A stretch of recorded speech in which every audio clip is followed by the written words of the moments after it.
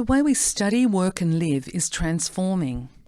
Although this evolution can sometimes be both exciting and unnerving, change is inevitable, and so education will change as well. We need to use up-to-date knowledge of the world of work to best advise young people. This is not always easy to achieve. It often means quality research. Young people's lives will be impacted by many factors. Some we can predict, others we can't. Technology will continue to evolve and so change the role humans play in the workforce, so everyone will be required to adapt their skills throughout their working lives. Education needs to prepare students to be lifelong learners. Advances in technology are biased towards skills. Over the 20th century, technological development raised demand for skilled workers, resulting in more jobs and wage premiums. The short film that follows on the next slide reflects the kinds of skills that we want young people to develop for the 21st century. Take a look.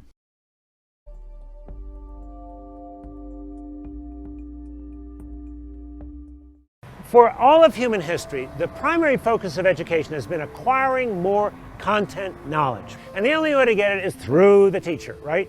You don't have to do that anymore. Today, content is ubiquitous. It's free. It's on every internet-connected device.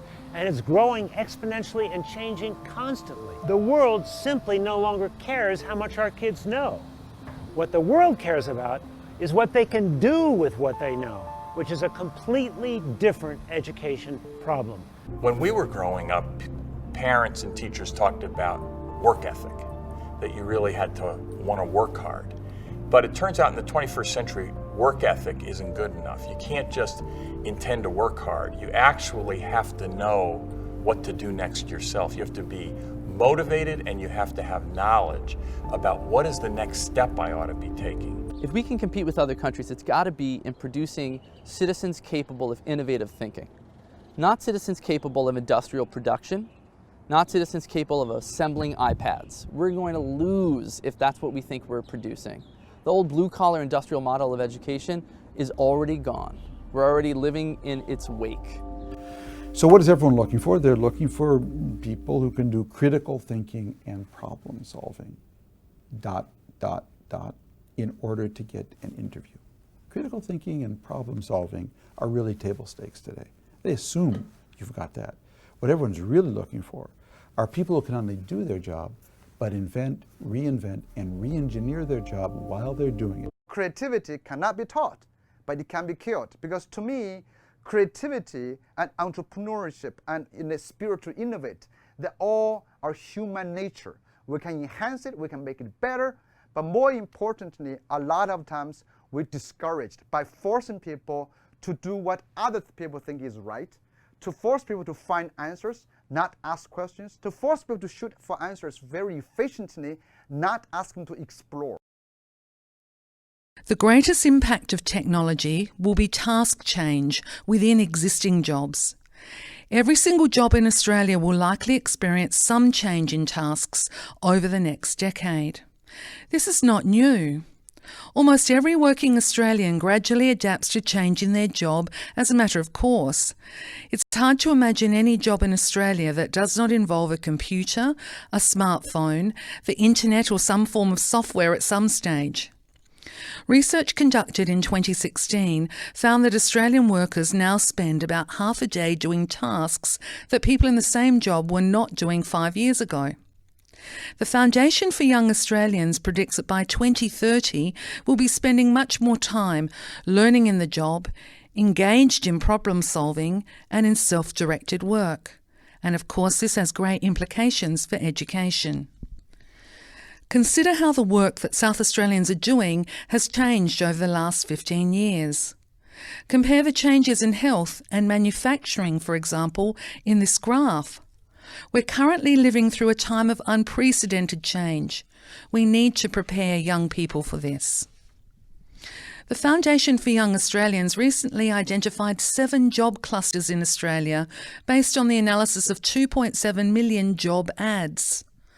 Of these 7 clusters, 3 have been recognised as offering greater long-term security based on their future growth prospects and resistance to automation. You can see they're highlighted in green on this slide. This slide shows the kinds of jobs that the Foundations for Young Australians predict will be part of Australia's future. Young people are more likely to turn to their parents than anyone else for guidance on their career choices. Naturally, adults' own experience of education and employment can colour their views on available career options and choices. However, the range of post-schools pathways is really a very complicated landscape, and there can sometimes be a mismatch between adults' understanding of current career options and the reality of the labour market, which could lead to young people making decisions that are not in their interests.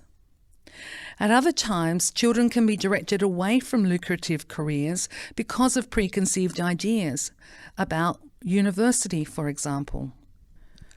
Research conducted in Victoria concluded that the value of vocational education and training should be better promoted. They found that the wider community has a poor perception of VET and considers it to be an inferior option to university pathways.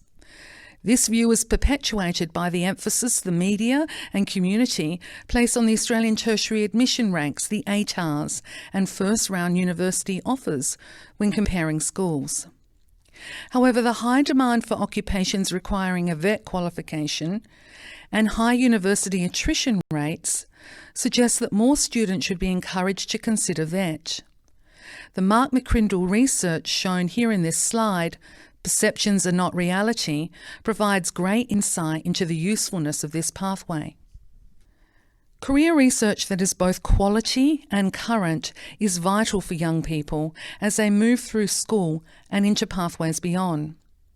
We may not be able to predict the jobs of the future, but we are able to impart to students the skills and confidence they need to successfully manage their career.